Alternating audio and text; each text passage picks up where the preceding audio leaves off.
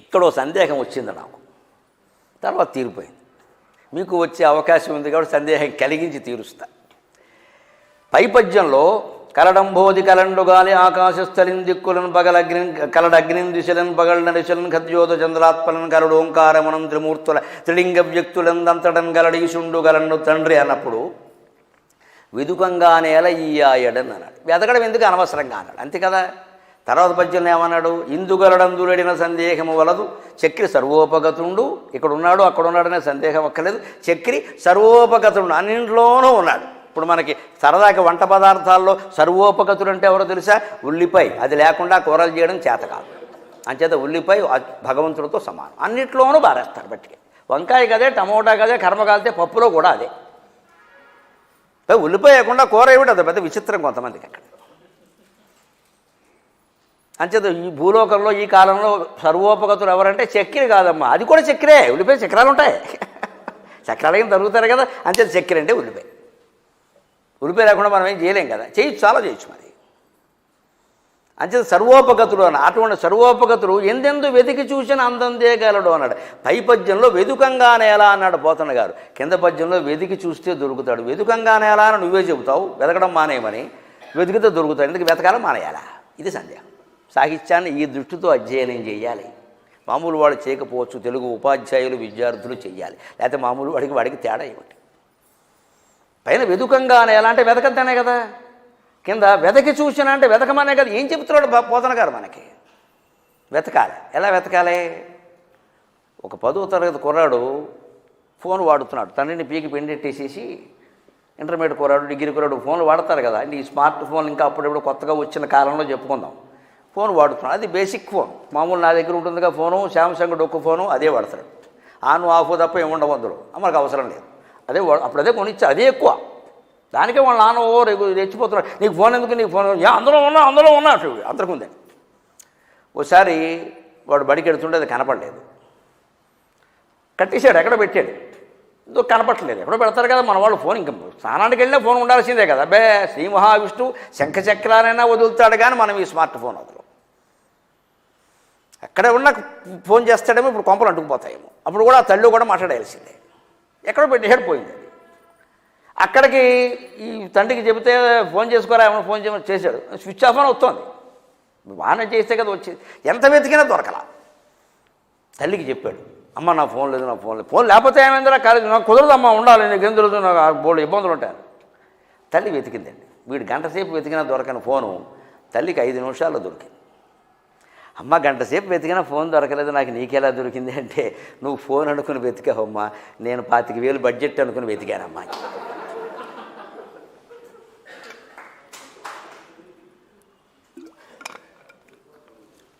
అది వెతకడంలో తేడా. ఈ ఫోను దొరక్కపోతే 25,000 నష్టం అనుకుని వెతికితే ఏదైనా దొరుకుతుంది. మట్టి బట్ట కూడా దొరుకుతుంది, బంగారం దొరకదు. మనం ఆ దృష్టితో వెతకాలి.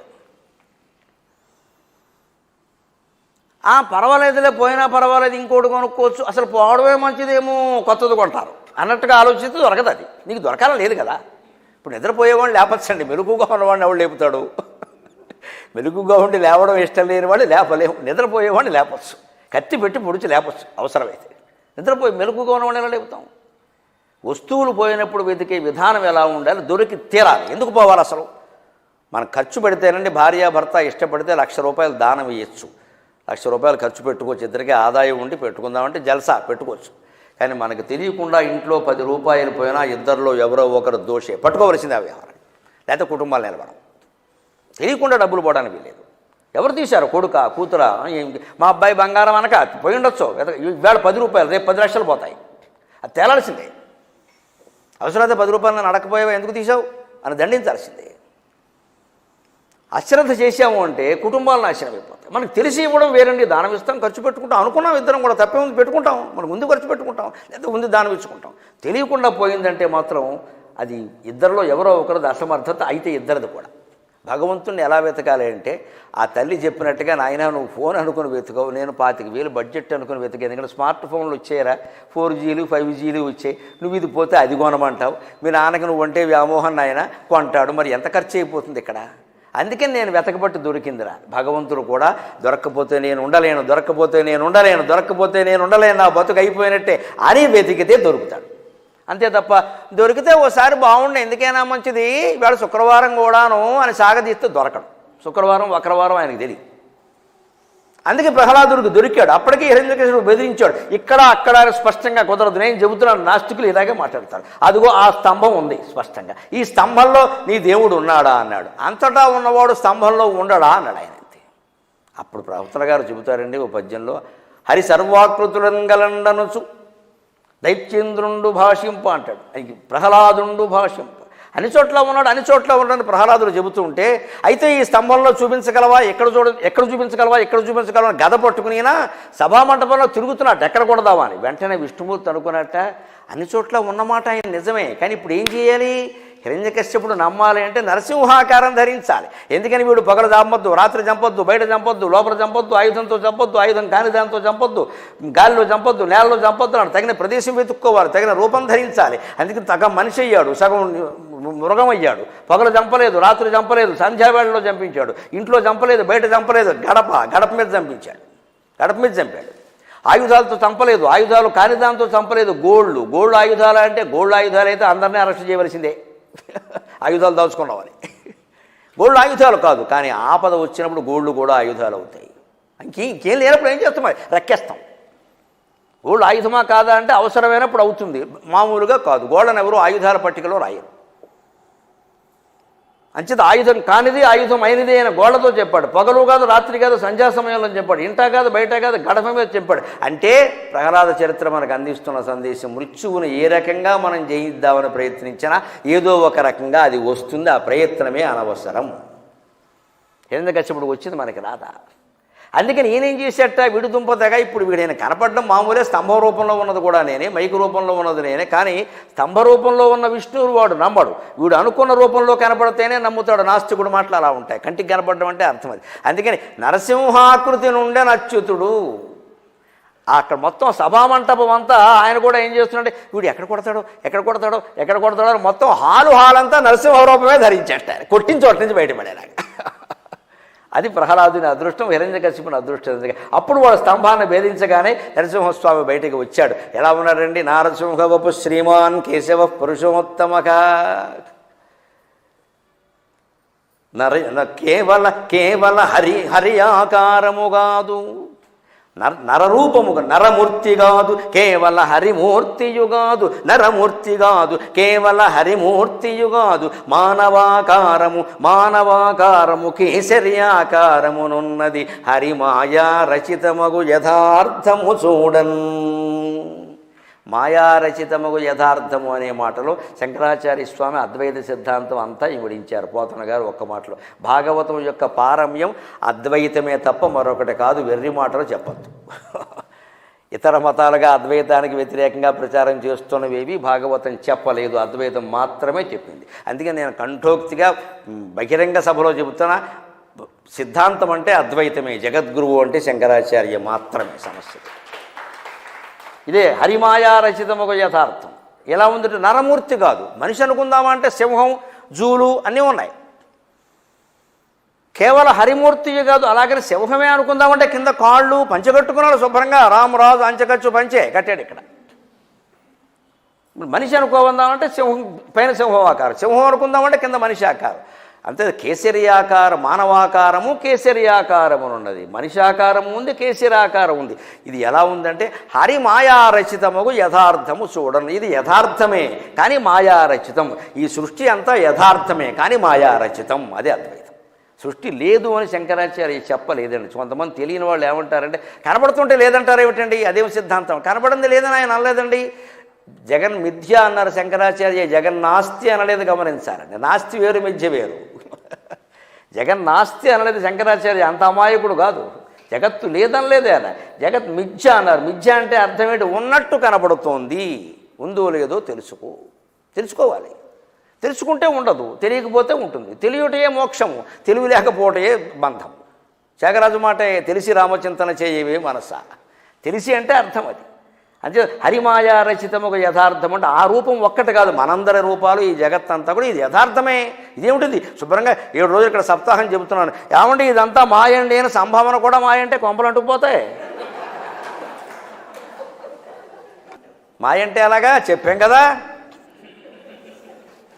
అంచేది యథార్థమే.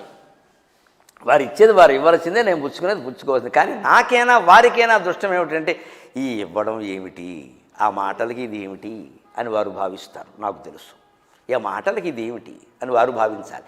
నేను ఏదో ఈ మాత్రం కష్టానికి ఎంత వచ్చింది చాలు భగవంతుడు దయ, లేకపోతే ఈ మాటలకి ఎన్ని రూపాయలు వస్తాయా, ఇలా కుటుంబాలను పోషించుకోగలుగుతామా, ఏమి ఏ రకంగా శ్రమపడ్డాం, హాయిగా పట్టుబట్టలు కట్టుకుని ఇక్కడ కూర్చుని గడికి మంచినీళ్ళు తాగుతూ ఇంతమంది కూర్చుంటే మాడుతున్నాం. ఏసీ హాల్లో ఏం లోపమా, ఏమైనా రాళ్ళు కొట్టామా, బండరాళ్ళు కొట్టామా, వ్యవసాయం పని చేసామా, వాళ్ళు ఎవరికి ఆదాయం రావట్లేదే, ఈ భావన నాకు ఉండాలి. ఇది మాయారచితము యథార్థం.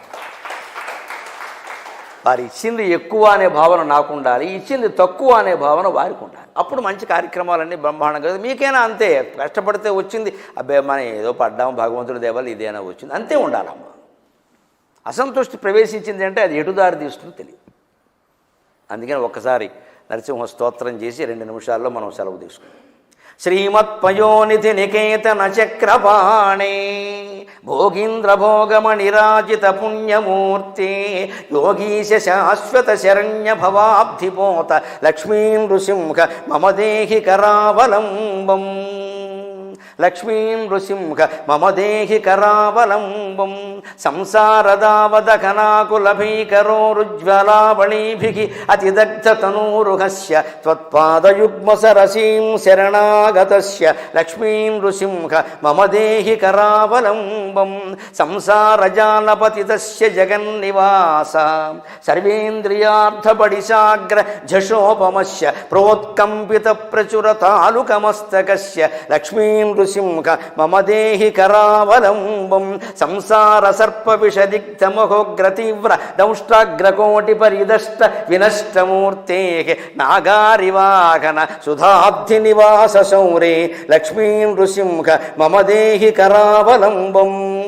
సంసార వృక్షమఖ బీజమనంత కర్మ శాఖాయుతం కరణపత్రం అనంగ పుష్పం ఆరుహ్య దుఃఖ ఫలినం పతతో దయాళో ఆరుహ్య దుఃఖ ఫలినం పతతో దయాళో లక్ష్మీ నృసింహ మమ దేహి కరావలంబం. సంసార ఘోరగణేచరతో మురారే మారోగ్రభీకర మృగ ప్రచురార్దితస్య ఆర్తస్య మత్సర నిదాఘ నిపీడితస్య లక్ష్మీ నృసింహ మమ దేహి కరావలంబం. బద్ధ్వాగళే యమభట బహుతర్జయంతక స్వామిన్ బద్ధ్వాగళే యమభట బహుతర్జయంతక కర్షంతి యత్ర భవపాశశతైర్యుతం మాం ఏకాకినం పరవశం చకితం దయాళో. బద్ధ్వాగళే యమభట బహుతర్జయంతక కర్షంతి యత్ర భవపాశశతైర్యుతం మాం ఏకాకినం పరవశం చకితం దయాళో లక్ష్మీ నృసింహ మమ దేహి కరావలంబం. ఏకేన చక్రం అపరేణ కరేణ శంఖం ఏకేన చక్రం అపరేణ కరేణ శంఖం అన్యేశ్చ సింధుతనయామవలం యతిష్టన్ వామేతరేణ వరదాభయ పద్మచిహ్నం వామేతరేణ వరదాభయ పద్మచిహ్నం లక్ష్మీ నృసింహ మమ దేహి కరావలంబం.